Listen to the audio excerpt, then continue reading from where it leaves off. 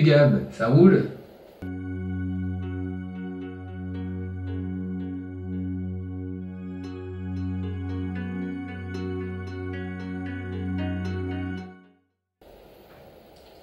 Oula, il a plutôt l'air de planer aujourd'hui. Oh, excuse-moi, je ne t'avais pas vu, Julien. Est-ce que tu as vu ces magnifiques oiseaux? Qu'est-ce que j'aimerais voler comme eux? Est-ce que tu savais que le martinet pouvait voler 10 000 km sans se poser? 10 000 km? Mais comment il fait pour manger? Eh bien, justement, au cours de son évolution, il a appris à manger en volant, en attrapant des insectes. Il peut aussi raser la surface de l'eau pour boire. Et il a même appris à s'accoupler et à dormir en plein vol. Wow, c'est un sacré pilote d'élite ce martinet. Tu l'as dit, Julien. Qu'est-ce que j'aimerais voler? Pas besoin d'attendre au feu rouge, pas besoin de prendre l'avion. Et en plus, une vue magnifique sur les paysages, dans la vallée. Et toi, tu aimerais voler? Et pour quelle raison? Ah oui, qu'est-ce que j'aimerais voler moi aussi. En effet, on a de beaux paysages. Et puis c'est sympa, tu peux te déplacer tellement rapidement. Eh bien oui, comme vous et moi, l'homme a toujours rêvé de voler. À l'aide de la technologie et de la science, l'homme s'est mis à concevoir des prototypes de toutes sortes. Des avions aux ailes battantes, des montgolfières, et bien d'autres. Et d'ailleurs, savez-vous qui a pour métier de concevoir les avions? Oui, il s'agit d'ingénieurs, non? Eh bien oui, ce sont les ingénieurs aéronautiques. Et ça tombe bien, aujourd'hui on va s'inventer ingénieur. On va étudier et concevoir des avions en papier. D'ailleurs, en voilà un exemple. Tiens d'ailleurs, Gab, montre-moi de quoi tu es capable. Eh oui, regarde. Moi aussi je m'y suis essayé, j'ai fait mon propre avion en papier. Allez, on va l'essayer.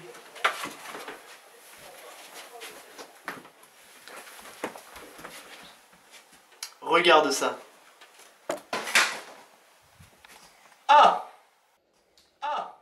Ouh là là là là là. Ça se voit Gab que tu n'as pas écouté mes cours sur l'importance. Mais ça tombe bien, je suis là pour ça. Lorsque l'on lance un avion, il vole. Bon, pas celui de Gab, mais il faut pas lui dire. Et ça, c'est grâce à des forces physiques qui s'appliquent sur notre avion. Je vais vous expliquer ça de suite. Bon, quelles sont les forces qui s'appliquent sur nos avions? Prenons celui-là par exemple. Comme je dit précédemment, les forces qui s'appliquent sont les mêmes sur tous les avions. En premier lieu, il y a la propulsion. La propulsion, c'est la force que je vais donner à mon avion en le lançant au début. Maintenant, vous allez me dire, quelle est la différence entre un avion et un planeur? Un avion va être équipé d'un moteur. Et le moteur va lui donner une propulsion constante. D'ailleurs, vous pouvez aller voir ma vidéo sur la propulsion dans laquelle vous apprendrez à construire une voiture à propulsion. Donc le moteur fait office, c'est comme si quelqu'un lançait l'avion à chaque instant sur un avion de ligne, parce que le moteur le fait avancer. Tandis qu'un planeur, il va se faire tracter par un avion vers le haut, puis lâcher à haute altitude, et ensuite il va continuer à planer pendant un long moment. Donc là, ce qu'on est en train de construire, c'est plutôt un planeur sur le principe, mais ça ne change rien aux forces qui s'exercent sur l'avion. Donc la propulsion est le lancer. Plus je lance fort, plus mon avion ira loin. Regardez d'ailleurs, je vais vous mettre une vidéo du lancer le plus long du monde. 80 mètres. There it is. There it is. We are all over that one. That's going to do it. Get up there, get up there, get up there, get up there, get up there. They had commentators on this. Think that you can throw a paper airplane. Ensuite, il y a une deuxième force qui s'appelle la traînée. Elle va dans ce sens, elle ralentit notre avion. Si celle-ci n'existait pas, quand je lance mon avion, il ne ralentirait jamais et donc il continuera à voler sur des kilomètres et des kilomètres. Or, ce n'est pas possible. L'air va exercer une force sur mon avion qui va le ralentir et donc au bout d'un certain moment, il va s'arrêter. Un concept qui est intéressant, c'est de designer notre avion pour qu'il ait une meilleure percée dans l'air. Regardez, comme celui-ci par exemple. Il est tout fin et tout plat. Comme, vous savez, les voitures de course ou bien les trains, ils ont un long nez de manière à percer dans l'air. Cela leur permet d'aller plus vite. Pour mieux ressentir cette force de traînée, quand vous êtes en voiture avec vos parents, demandez avant de mettre la main dehors, puis ensuite, si votre parent est d'accord, mettez la main dehors.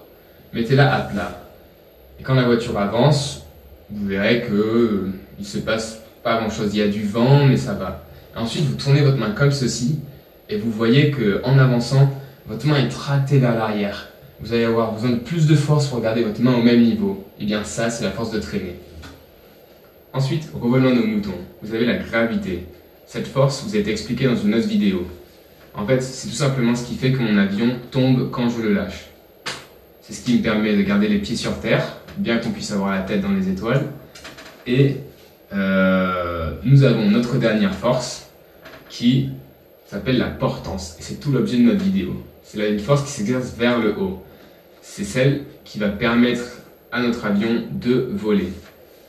Donc quand notre avion avance, il va y avoir de l'air. Et l'air, en plus d'exercer une force vers l'arrière, va exercer une force sur les ailes qui va élever notre avion. Pareil, reprenons notre expérience de la voiture.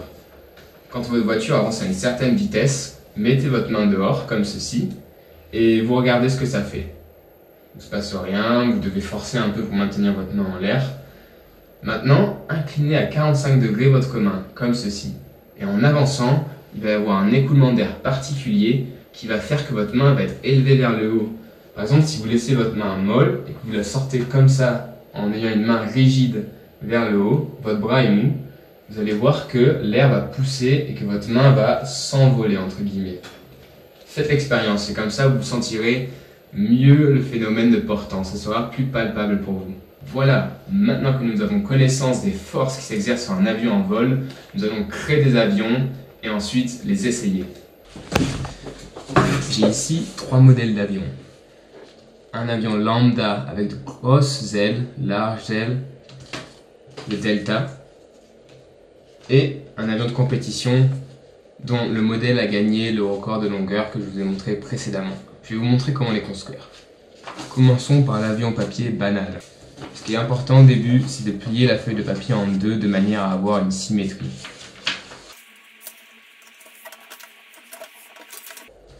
Il ne faut pas hésiter à bien appuyer sur les pliures. Ensuite, je ramène les bords.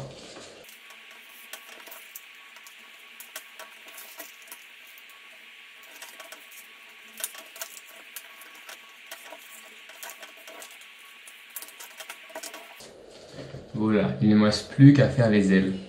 Et moi j'ai envie de faire des grosses ailes pour voir comment ça vole. Pour cela, il faut prendre le plus en bas, là où je vais plier. C'est-à-dire que si je prends là, je vais avoir de toutes petites ailes, mais si je prends là, je vais avoir de très grandes ailes. C'est juste pour m'amuser, c'est-à-dire que tu peux faire des petites ailes si tu veux, des ailes de taille moyenne, des grandes ailes. Moi j'ai envie de tester et voir ce que ça va faire.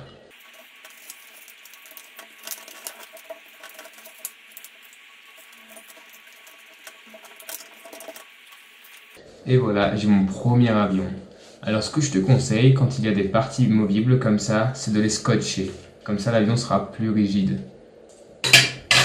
Équipe-toi d'un ciseau et fais attention à ne pas te couper. Ou bien demande à un adulte de le faire à ta place.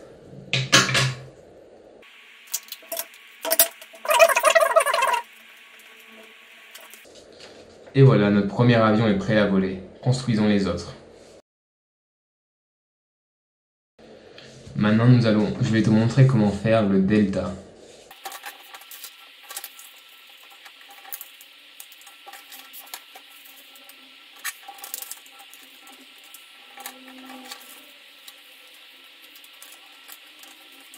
Pareil, je peux aussi choisir la taille des ailes sur cet avion. Je vais le faire de taille moyenne. Donc, en repliant l'aile sur le haut de l'avion.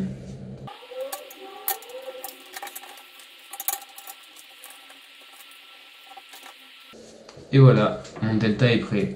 Je n'ai plus qu'à scotcher les parties movibles ici. Et voilà, maintenant nous avons 3 modèles d'avions. Celui-là, c'est l'avion de compétition qui a réussi à atteindre 80 mètres. Enfin, c'est le même modèle en tout cas.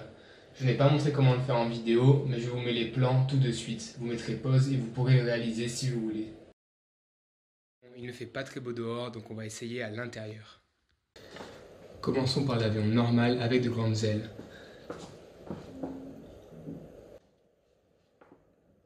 Au tout début, notre avion vole à l'horizontale. Ça veut dire que les forces de portance et de gravité se compensent. Ensuite, l'avion s'incline légèrement vers l'arrière et donc il va monter. Une fois qu'il arrive au sommet, il n'a plus de vitesse et on voit qu'il s'écroule vers le sol. Ensuite, essayons avec le delta. Bien sûr, il faut que je jette tous avec la même force, sinon les résultats peuvent être biaisés.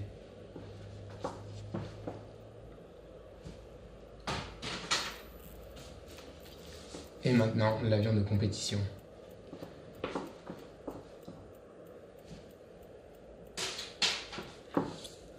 Bon, je vais faire une analyse globale de ces deux derniers vols. On voit que les avions partent d'un côté ou de l'autre, gauche ou droite. Et c'est probablement dû à une asymétrie des ailes, c'est-à-dire qu'une des deux ailes était plus grande que l'autre ou plus petite, peu importe. Et c'est pas un problème, ça veut dire que j'ai pas été assez précis dans la conception de mon avion lors du pliage. Mais vous pouvez bien évidemment faire mieux que moi. Et c'est pour ça que j'ai accentué le fait qu'il faut vraiment faire attention au pliage. Et voilà, donc je pense qu'on peut dire que c'est mission réussie. On a réussi à faire voler un avion en papier. Donc pour rappel, aujourd'hui on a vu toutes les forces qui s'exerçaient sur un avion et qui permettaient de le faire voler.